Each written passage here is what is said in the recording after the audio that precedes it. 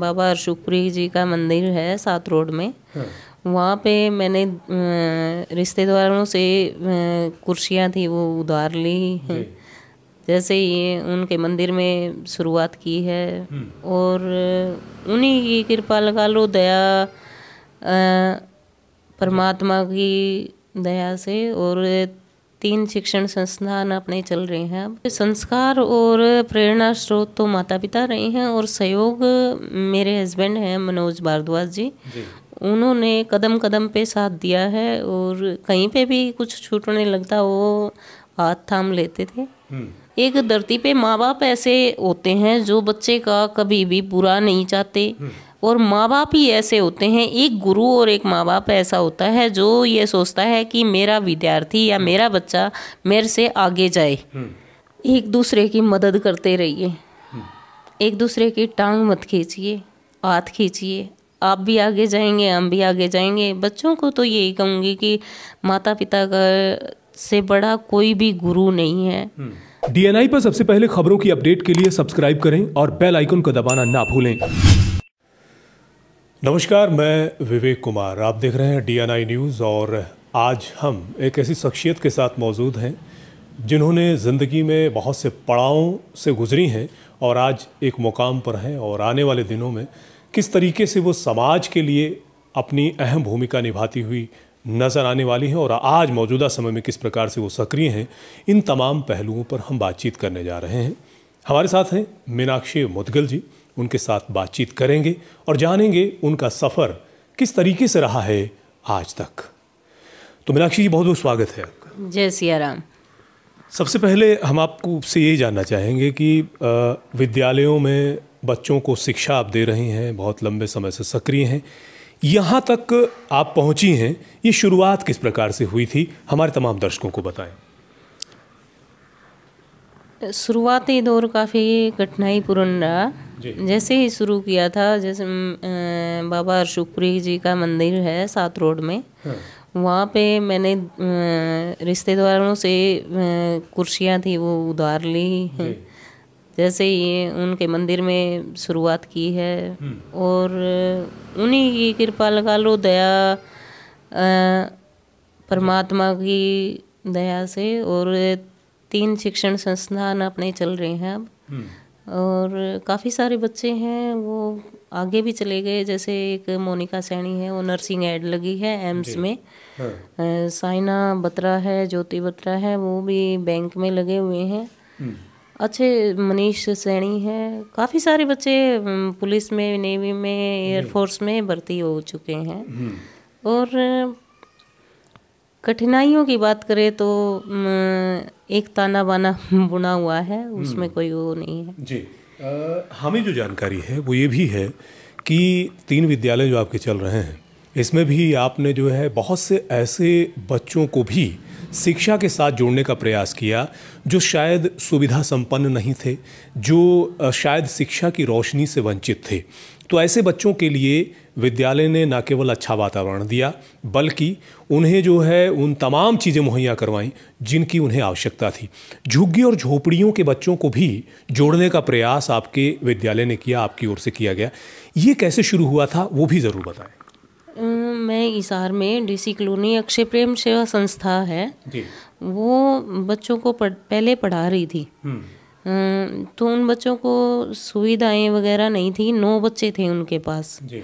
और 16-17 सेक्टर की 9-11 की झुग्गी झोपड़ियाँ हैं, उनसे बच्चे हमने कलेक्ट किए। आज 53 बच्चे हमारे पास हो चुके हैं। उनका यूनिफॉर्म का है, लाने ले जाने का है। किसी कोई संस्था से किसी का सहयोग ना करके सिर्फ विद्यालय ही उनका वहन कर रहा है जी। कहते हैं कि भाई इस मुकाम तक पहुंचने के लिए कोई ना कोई ऐसा प्रेरणादायक व्यक्ति भी होता है साथ में। आपकी प्रेरणा कौन रहे और जो हर कदम आपके साथ चलते रहे हैं और जिनकी वजह से आप यहाँ तक पहुँचे हैं, उनका जिक्र भी ज़रूर कीजिए। बिल्कुल। संस्कार और प्रेरणा स्रोत तो माता पिता रहे हैं और सहयोग मेरे हस्बैंड हैं मनोज भारद्वाज जी। उन्होंने कदम कदम पे साथ दिया है और कहीं पे भी कुछ छूटने लगता वो हाथ थाम लेते थे। अगर आज मैं जो कुछ भी हूँ उन्हीं के सहयोग से हूँ। जी बिल्कुल। जो आपके विद्यालय चल रहे हैं, खासतौर से अब कोविड का जो दौर है, ये दौर कितना चुनौतीपूर्ण रहा है मीनाक्षी जी, वो भी ज़रूर बताएं, क्योंकि जाहिर तौर पर इस दौर में ऑनलाइन कक्षाएं और भी कई बड़ी चुनौतियां रही हैं। विद्यालय से बच्चों की संख्या अभी बहुत कम हुई है, तो ये जो दौर रहा है इसको आप किस तरीके से देखती हैं? देखिए, ये तो पूरा का मेरा विद्यालय ही नहीं, पूरा एजुकेशन सिस्टम में इस चीज़ को सफ़र कर रहा है। हाँ। तो मेरी तो यही गाइड रहेगा कि भाई थोड़ा सा जो कोविड का दौर है, बीमारी से बचाएं और प्रिकॉशंस जो बताए गए हैं उनको लें, और सेल्फ स्टडी ज़्यादा ज़रूरी है। ऑनलाइन शिक्षा दी जा रही है, लेकिन देखिए वो चीज़ें नहीं कर पा रहे हैं, चाहे कोई स्कूल है, चाहे कोई भी संस्था है, यूनिवर्सिटी, कॉलेज, वो जो परोक्ष रूप से और प्रत्यक्ष रूप से दोनों में काफ़ी सारा अंतर होता है। जी बिल्कुल। वो चीज़ें नहीं दे पा रहे हैं ऑनलाइन, जो हम प्रत्यक्ष रूप से बच्चे को समझा पा रहे थे। ये ऑनलाइन शिक्षा का कोई वो नहीं है। बिल्कुल। आप भी बच्चों को पढ़ाती रही हैं, आज भी जो हैं, ठीक है विद्यालय 3 हैं जिन जो आप लोग आपकी देखरेख में संचालित हैं, इसके बावजूद भी आप भी कक्षाएं लेती हैं। तो हम आपसे ये जानना चाहेंगे कि ये जो दौर है ये बेहद चुनौतीपूर्ण दौर है, बच्चे अपने घरों में हैं, उन बच्चों को क्या संदेश देना चाहेंगी, क्या कहना चाहेंगी? क्योंकि विद्यालय से जब बच्चा घर में ही रह जाता है तो कहीं ना कहीं शिक्षा के प्रति एक बड़ी चुनौती उसके सामने भी होती है, और पेरेंट्स भी जो हैं उनके लिए भी एक बड़ी कहीं ना कहीं समस्या कह सकते हैं वो है कि वो सुनते नहीं हैं या फिर पढ़ाई में कहीं ना कहीं पिछड़ रहे हैं।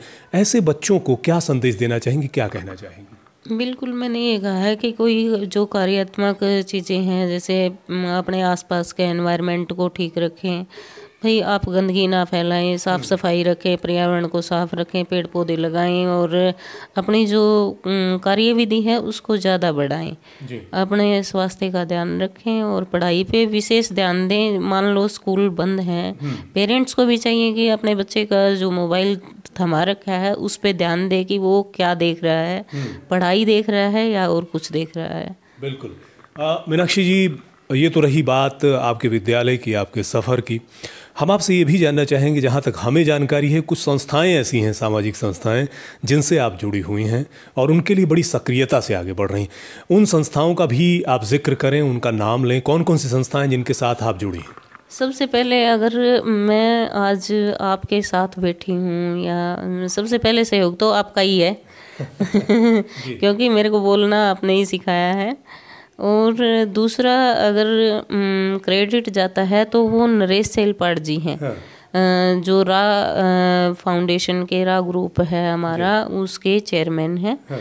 और एक बहुत अच्छे नेक इंसान हैं। उन्होंने ही मेरे को मोटिवेट किया है कि भाई समाज सेवा करनी चाहिए। मैं अपने स्तर पर कर रही थी अपने लेवल तक, लेकिन उन्होंने समाज में निकलने के लिए, बोलने के लिए, बताने के लिए, पहले मैं जो बोलती थी करती थी तो अपने सीमित रहती थी, लेकिन उन्होंने और आपने जैसे कोशिश की है तो एक लेवल तक कि मैं जो कर रही हूँ वो लोग भी करेंगे, इसलिए आप आगे लेके आई हैं। आप दोनों का विशेष सहयोग रहा है और उसके लिए दोनों का हार्दिक धन्यवाद है। और दूसरी संस्था मेरी ब्राह्मण समान रक्षा संघ है, उसकी मैं प्रदेशाध्यक्ष हूँ। और विश्व हिंदू परिषद को मैंने अभी ज्वाइन किया है, 1 साल हुआ है। तो उसमें भी स्थिति अपनी जिला अध्यक्ष की और जिला संस्कृति प्रमुख की रही है। और देखो, परमात्मा की जो मर्जी है वो रास्ता दिखाते रहेंगे, हम चलते रहेंगे। काफ़ी कुछ समाज और देश के लिए करना है, लेकिन काफ़ी कुछ लोग इसको राजनीतिक रूप में ले लेते हैं। मुझे बड़ा दर्द होता है जी। मुझे राजनीति और समाज सेवा में लोगों को फ़र्क समझना चाहिए। राजनीति में न तो मेरा कोई पारिवारिक सदस्य है और न ही मैं हूँ, और आगे भी ये है कि हम कभी भी पॉलिटिक्स में नहीं आएंगे। हमारा दावा है, हम मतलब किसी चीज़ के ऊपर ये कहते हैं कि भाई आप पॉलिटिकल चुनाव, किसी से कोई दूर दूर तक का वास्ता हमारा नहीं है जी। और कोई भी ये कहता है कि भाई आप बीजेपी में हैं, आप कांग्रेस में हैं, आप इनेलो में हैं। न मैं कांग्रेसी हूँ, न भाजपाई हूँ, न आपसे न धाप से। मेरा काम सिर्फ समाज सेवा है, देश सेवा है, इसके अलावा कुछ न समझे। बिल्कुल, ज़्यादा दिमाग ना लगाएं इसलिए। बिल्कुल बिल्कुल। बच्चों के सुनहरे भविष्य के लिए आप परिवार सहित सक्रिय हैं और राह फाउंडेशन का जिक्र हुआ, तो अब तक का जो अनुभव रहा है राह फाउंडेशन के साथ वो किस प्रकार का रहा है? अभी तक जब से आप जुड़ी हैं, किस तरह के सामाजिक कार्यों में आपकी सक्रियता देखने को मिली है? हमने है ना हर साल कम से कम 600 बेटियों को हम फ्री शिक्षा दे रहे हैं। किसकी? सिलाई, कढ़ाई, बुनाई, मेहंदी, पेंटिंग। हमारे जैसे सेंटर भी चल रहे हैं राह फाउंडेशन के, जो स्किल सेंटर हैं, कंप्यूटर सेंटर हैं, लाइब्रेरी वगैरह सारा कुछ है और अच्छे से सब कुछ चल रहा है। मान लो हर साल 600 बेटियां अपनी आत्मनिर्भरता पे निकलेंगी, अपनी इनकम होगी, तो बेटियों को कहीं पे भी दबने की, डरने की ज़रूरत नहीं होगी। जैसे किसी छोटी छोटी चीज़ों के लिए दूसरे के ऊपर डिपेंड रहना, और उन्हीं चीज़ों को हम अर्निंग सिस्टम उनको दे रहे हैं, तो वो प्रोग्रेस कर जाएंगे और उनको समाज में जो महिलाओं के प्रति अत्याचार का सिस्टम है या उनके साथ भेदभाव की स्थिति है वो ख़त्म हो जाएगी। बिल्कुल। बेटियों की बात करें तो आप भी एक बेटी रही हैं और शुरुआती दौर में बहुत सी चुनौतियां, सामाजिक चुनौतियां भी रही होंगी, उनका भी सामना आपको करना पड़ा होगा, क्योंकि ग्रामीण परिप्रेक्ष्य की बात करें तो बहुत सी ये नज़र आती हैं कि हमारे हरियाणा में या राजस्थान आसपास के क्षेत्र की बात करें तो पर्दा प्रथा एक बड़ी समस्या देखने को मिली हमेशा से। तो इस तरह की जो परंपराएँ रही हैं, कहेंगे कि जो कहीं ना कहीं कुरीतियाँ भी कही जा सकती हैं, जिनको लेकर के बड़ी चुनौतियाँ सामने रहीं, ये भी कभी फेस करना पड़ा है? देखिए, मनोज जी ने मेरे को सपोर्ट किया है। फैमिली बैकग्राउंड है वो थोड़ा सा है ट्रेडिशनल टाइप कहेंगे या फिर अंधविश्वासी टाइप, तो फैमिली नहीं है लेकिन आसपास के जैसे एनवायरनमेंट होता है, लेडीज़ वगैरह तो करती हैं डिमोटिवेट, उसका हमारे ऊपर असर नहीं हुआ जी। जैसे स्ट्रॉन्ग सिस्टम था, मेरे पापा हैं वो इंस्पेक्टर थे पोस्ट ऑफिस में, दादाजी हैं वो इसमें हैं सेंट्रल जेल में इंस्पेक्टर थे, सुप्रिटेंडेंट थे। तो इन्होंने मुझे एक लड़की की तरह नहीं लड़के की तरह पाला है। उन्होंने कभी मेरे को महसूस नहीं होने दिया कि तू लड़की है, तू ये नहीं कर सकती, वो नहीं कर सकती। उन्होंने कहा कि तू सब कुछ कर सकती है, और उन्होंने सिर पे चढ़ा रखा था। पतिदेव भी ऐसे मिल गए कि उन्होंने मेरे को और सिर पे चढ़ा रखा है। क्या बात है, बहुत सुंदर। अच्छा ये बताइए, जो आपके विद्यालय में तमाम बेटियां जो पढ़ती हैं, उन्हें भी आगे बढ़ने के लिए आप प्रेरित करती रही हैं, वो कैसे उन्हें जो है एक समाज में उनका रुतबा हो और वो आगे बढ़ें, कैसे प्रेरित करते हैं? जी बिल्कुल, जैसे साइना और ज्योति बैंक में गवर्नमेंट जॉब लगे हैं, तो उनके डॉक्यूमेंट में कुछ त्रुटियां थी। मैंने उनको बोला कि ये त्रुटियां ठीक कीजिए, आप गवर्नमेंट सर्विस लगेंगी तब आपको दिक्कत आएगी। तो अब वो बता के जा रही हैं, जैसे वो जॉब लगती हैं, जैसे भी बच्चे जॉब लगते हैं, मेरे पास मिठाई का डिब्बा पहले आता है, और उनका जो भी घर से आते हैं, बाहर से आते हैं तो पहले घर यही है उनका, बैग यहीं रखते हैं। तो बोले, हम हंसते थे कि मैडम ऐसे कैसे, क्या गवर्नमेंट जॉब हमारे लिए यही है? लेकिन उन्होंने मतलब काफ़ी सारी चीज़ें मैंने बताई, उन्होंने फॉलो किया। आज परमात्मा की कृपा लगाइए, उनकी मेहनत लगाइए, हमारा जो प्रोत्साहन उनके प्रति था, जो भी बना मेरे से, मैंने करने की कोशिश की है और बच्चे कामयाब हो रहे हैं। बिल्कुल। तो मीनाक्षी जी, आखिर में जो है तमाम जो हमारे दर्शक देख पा रहे हैं, आप एक शिक्षिका भी हैं, विद्यालय संचालित भी कर रही हैं, तमाम पहलुओं पर सामाजिक कार्यों से भी आप जुड़ी हुई हैं। DNI न्यूज़ के माध्यम से तमाम दर्शकों को या तमाम विद्यार्थियों को क्या संदेश देना चाहेंगी? एक दूसरे की मदद करते रहिए, एक दूसरे की टांग मत खींचिए, हाथ खींचिए। आप भी आगे जाएंगे, हम भी आगे जाएंगे। बच्चों को तो यही कहूँगी कि माता पिता का से बड़ा कोई भी गुरु नहीं है, और उनको जो आज की जनरेशन है वो आपको कुछ नहीं पता। आपको ये समझना चाहिए कि आप जिन माँ बाप के यहाँ पैदा हुए हैं उनको सब कुछ पता है।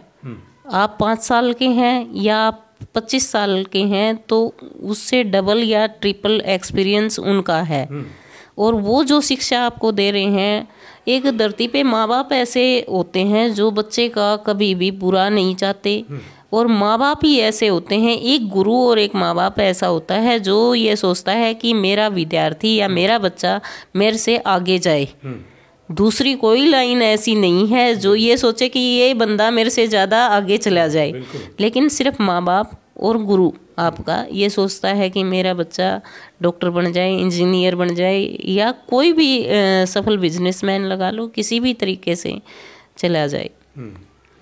बहुत शुक्रिया मीनाक्षी जी DNI न्यूज़ के साथ बातचीत करने के लिए। Thank you sir. DNI पर सबसे पहले खबरों की अपडेट के लिए सब्सक्राइब करें और बेल आइकन को दबाना ना भूलें।